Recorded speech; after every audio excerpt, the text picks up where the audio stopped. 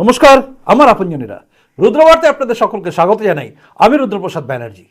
নরেন্দ্র মোদীর বিরোধিতা করা এবং তার সঙ্গে সঙ্গে রাম মন্দির কেন তৈরি হচ্ছে, পূর্ণ হয়নি, কেন হচ্ছে, এই নিয়ে প্রতিবাদ করা শঙ্করাচার্য স্বামী অভিমুক্তেশ্বরানন্দ, তার বিরুদ্ধেই এবার অভিযোগ উঠে যাচ্ছে অনেকগুলো।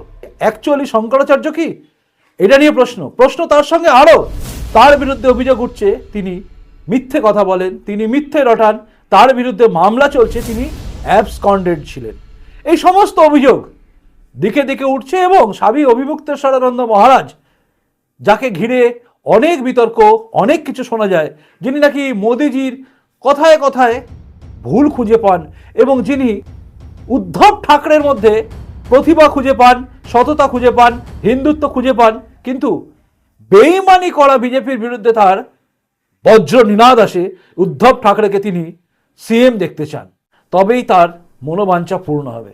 এই রকম করা রাজনীতি কথা বলা আজকে স্বামী অভিমুক্তেশ্বরানন্দ মহারাজ, তার বিরুদ্ধে কিন্তু অভিযোগ উঠছে। আপনারা জানেন, এই দেশে যেদিন রাম মন্দির তৈরি হওয়ার কথা ঘোষণা করা হয়েছে, সবচেয়ে বেশি চেঁচিয়েছিলেন যে শঙ্করাচার্যরা, তাদের মধ্যে অন্যতম হচ্ছেন স্বামী অভিমুক্তেশ্বরানন্দ মহারাজ।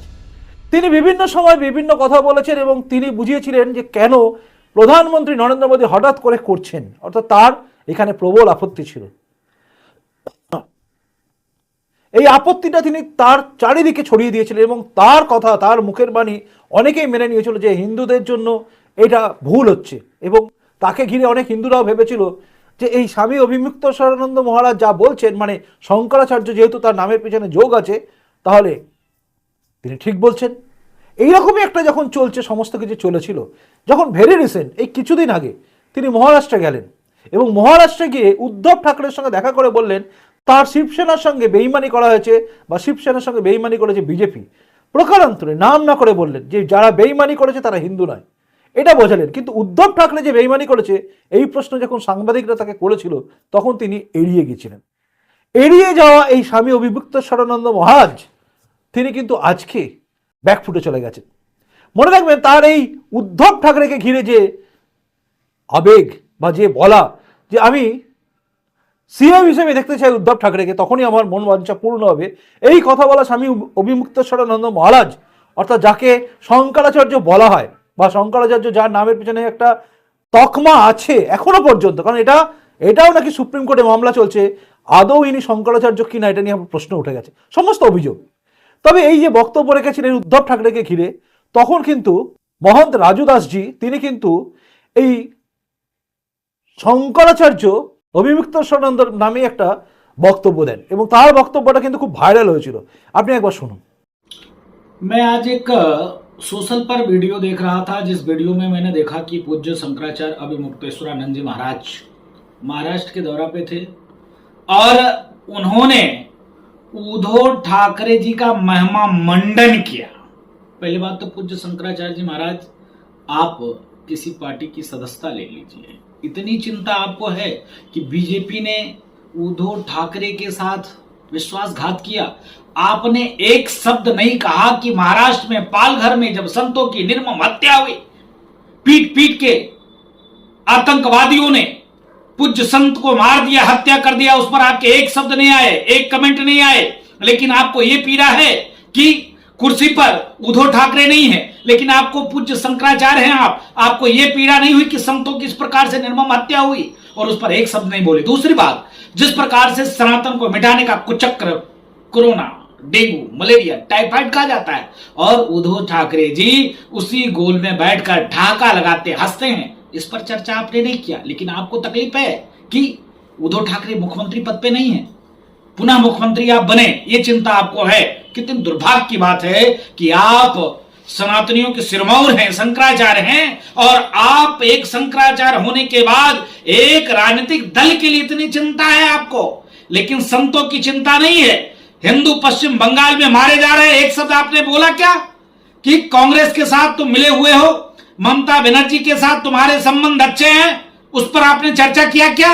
उस पर आपने चर्चा नहीं किया। महाराष्ट्र पालघर पर आपके संतों की निर्मम हत्या पे आपने चर्चा नहीं की, लेकिन वो कुर्सी कैसे पावे इसकी आपको चिंता है। শুনলেন, তিনি কিন্তু পরিষ্কার করে বুঝিয়ে দিলেন যে মহারাষ্ট্রে যখন পালঘরে হয়েছিল তখন তিনি চুপ করেছিলেন কেন? সাধুদের উপর অত্যাচার সময় তখন শঙ্করাচার্য কোথায় লুকিয়েছিলেন? এই প্রশ্নটা সবার মনের মধ্যেই ছিল। আপনাদের মধ্যে অনেকেই কিন্তু আমাকে প্রশ্ন করেছিলেন বা লিখেওছেন, কমেন্ট বক্সে দেখেছি, যে যখন পালঘরে হলো আক্রমণ সাধুদের উপরে তখন কিন্তু এই শঙ্করাচার্যের মুখ থেকে একটা কথা বেরোয়নি। তারা হিন্দুদের উপর আক্রমণ হলে কোনো কথা বলে না, কেন বলে না? এবং দেখলেন আপনি এখানে বাংলার বুকে অত্যাচার হয়েছে, হিন্দুদের উপর অত্যাচার হয়েছে, তখনও কেন এই শঙ্করাচার্য বলেনি? এটা নিয়ে কিন্তু প্রশ্ন তুলেছেন। এবং তার সঙ্গে সঙ্গে একটা কথা মনে রাখতে হবে, এখানে যখন মমতা ব্যানার্জি একদম কার্তিক মহারাজের নামে বললেন তখনও কিন্তু এই শঙ্করাচার্যের মুখ থেকে একটা বাণী বেরোয়নি, কিন্তু উদ্ধব ঠাকরের বেলায় পৌঁছে গেছেন। একই সঙ্গে প্রশ্ন উঠে গেছে তার, এই যে আম্বানির বিয়ে বাড়িতে পৌঁছানো, অর্থাৎ এত বড় একটা জায়গায় পৌঁছে গেলেন কে না, যিনি নিজেকে শঙ্করাচার্য বলেন। এটা নিয়েও প্রশ্ন উঠে গেছে। যাই হোক, একটা পার্ট তো আপনারা শুনলেন, এরপরে শুনুন তার বিরুদ্ধে যে ভয়ঙ্কর অভিযোগগুলো এসেছে, সেগুলো আপনি শুনলে বুঝবেন যে কত বড় কনস্পিরেসি অর্থাৎ চক্রান্ত হয়েছিল মোদিজিকে ভোটে হারানোর জন্য। চমকে যাবেন। আর চমকে যাওয়ার পিছনে কারণ হচ্ছে একদম কাগজ তুলে বোঝাচ্ছেন স্বামী গোবিন্দানন্দজি। শঙ্করাচার্যের কে হবেন না হবেন এটা তো পরে দেখা যাবে, কিন্তু স্বামী গোবিন্দানন্দজির বক্তব্যে ঘিরে আলোড়ন সৃষ্টি হয়ে গেছে। ব্রেকিং নিউজ হিসেবে এটা চলছে এবং বিভিন্ন মিডিয়া এখন হয়তো দেখাচ্ছে না, কিন্তু কিছুক্ষণ পরে দেখাবে, মিলিয়ে নেবেন আপনি। দেখুন আগে স্বামী গোবিন্দানন্দজি কি বলেছেন। ज्योतिर्मठ को विषय को लेकर एक फर्जी बाबा, उसका नाम है अविमुक्तेश्वरानंद, क्योंकि एक सन्यासी दिल्ली में बैठकर प्रेस क्लब में बैठकर आजकल सोशल मीडिया में वार्ताओं में जो चर्चा चल रही है, साक्षात प्रधानमंत्री साक्षात जाकर उसकी जाकर पांव छूता है, अनिल अंबानी के जैसे बड़ा उद्योगपति के घर में उसका स्वागत होता है, ऐसा एक व्यक्ति को अभी सारी पूरा दुनिया क्या कैसे पहचान रही है? लोग सोच रहे हैं कि मीडिया माध्यम से, टीवी माध्यम से देखते हैं, उसको एक टैग लगा रहे हैं शंकराचार्य करके। अभी व्यास पूर्णिमा दिन में यहां बैठकर दिल्ली में भारतवासियों को, संपूर्ण धार्मिक जगत को यह संदेश देना चाहता है कि अविमुक्तेश्वरानंद फर्जी नंबर 1 व्यक्ति हैं। उसकी नाम को साधु या संत या सन्यासी लगाना बहुत दूर की बात है, तो शंकराचार्य के नाम तो भूल ही जाइए, क्योंकि अभी वर्तमान में ज्योतिर्मठ विषय को लेकर मामला सुप्रीम कोर्ट में चल रही है। ये साफ साफ इतना ही नहीं, अविमुक्तेश्वरानंद का जो पूरा इतिहास है दुनिया के सामने रखना चाहता है। इसमें आपका क्या संबंध है, अविमुक्तेश्वरानंद का आपका क्या संबंध है? हाँ, ज्योतिष पीठ और द्वारका शारदा पीठाधीश्वर स्वामी स्वरूपानंद सरस्वती जी महाराज, नाम नहीं लेना चाहिए परंतु नाम लेना पड़ रहे हैं। लोगों को पता नहीं चल रहा कि शंकराचार्य कौन है। अभी गली गली में 50-60 शंकराचार्य घूम रही हैं। संपूर्ण भारत देश में 4 ही मठ हैं, 4 ही आचार्य हैं, मठाश्चत्वारः आचार्याश्चत्वारः। ये आपको कैसे पता है? ये आदिशंकर भगवत्पाद जी 2500 वर्ष के पहले आमनाई पीठ 4 स्थापित करते हुए एक नियमावली दिया था, उसका नाम है, एक शासन दिया था, एक लॉ दिया, उसका नाम है मठामनाय महानुशासनम।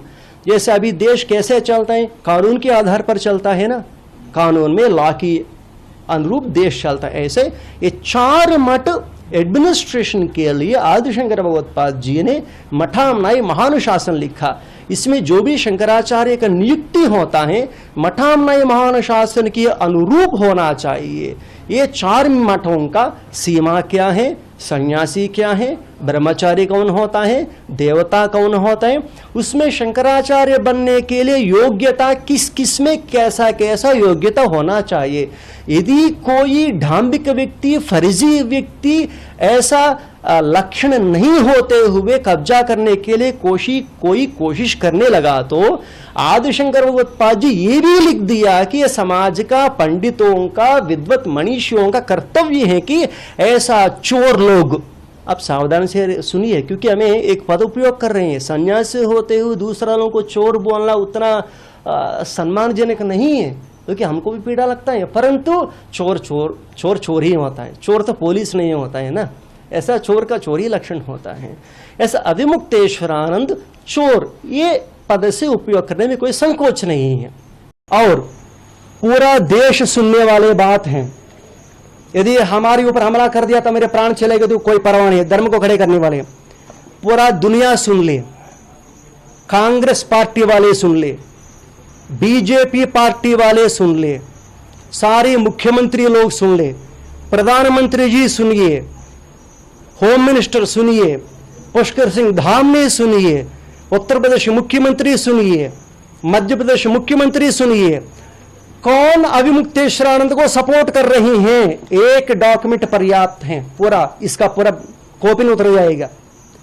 अभी गलत मत समझिए, हमारी गुरुजी के ऊपर भी लोग इल्जाम लगाते थे कांग्रेस का है, परंतु गुरुजी एक सिस्टमेटिक धर्म के काम करते थे। अभी अविमुक्तेश्वरानंद को संपूर्ण रूप से बैकअप दे रहे हैं कांग्रेस पार्टी। लिख लीजिए, आप हमसे पूछे कि क्या प्रमाण है, आपकी सामने रख रहे हैं लेटर, हमें जूम कीजिए, आपके सामने रख रहे हैं लेटर। जब हमारा पूज्य गुरुदेव ब्रह्मलीन हो जाता है, ये लोग क्या करेंगे, पार्टी वाले लोगों को बोल लेते थे, आप ऐसे लेटर लिख लीजिए। पार्टी वाले क्या करेंगे, कौन, कांग्रेस पार्टी वाले लोग अविमुक्तेश्वरानंद को लेटर लिख लेता है। ये लेटर लेकर अविमुक्तेश्वरानंद क्या करेंगे, सुप्रीम कोर्ट पहुंच जाएंगे। किसका लेटर है मालूम है आपको, पढ़कर सुनाएंगे। All India Congress Committee, Priyanka Gandhi Vadra, general secretary. Letter कब लिखा, 13 सितंबर 2022, रिवर्ड शंकराचार्य अविमुक्तेश्वरानंद सरस्वती जी।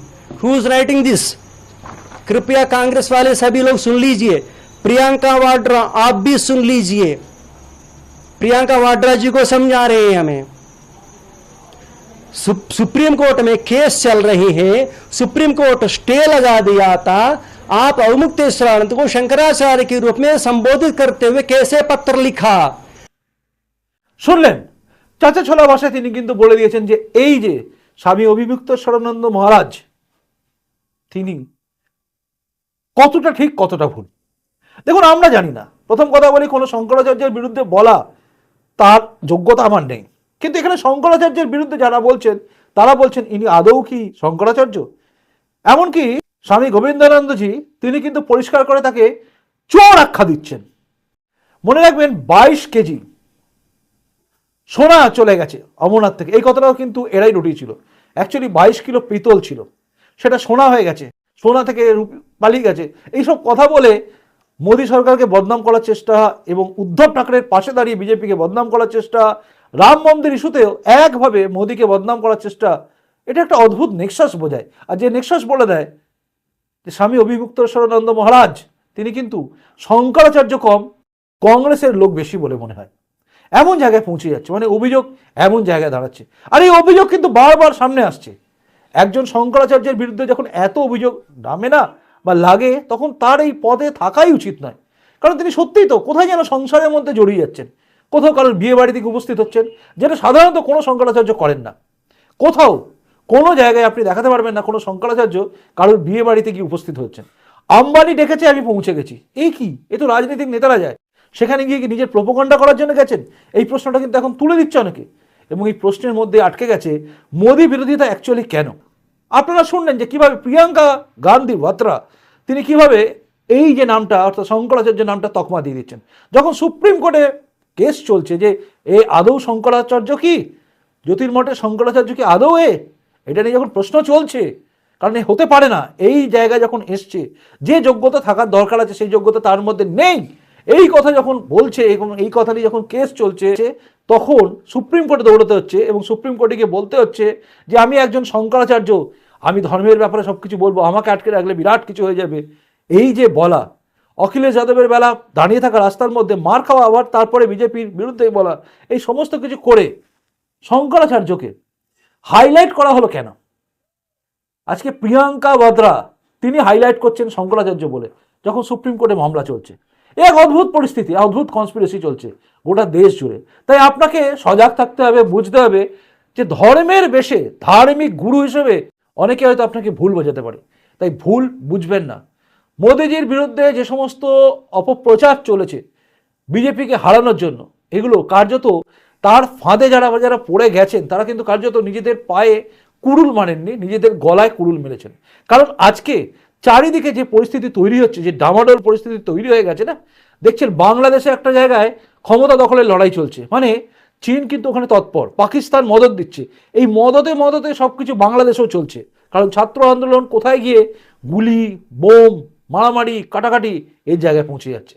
ছাত্র আন্দোলনের দিকে গুলি চালানো পুলিশও কতটা নিরপেক্ষ ছিল, কতটা ওই পক্ষ ছিল, সেটাও বোঝার ব্যাপার আছে। মানে কারা কোথায় কনস্পিরেসি করছে গোটা বিশ্ব জুড়ে আপনি বুঝতে পারবেন না, এবং তার সঙ্গে সঙ্গে এই দেশের বিপদ আছে।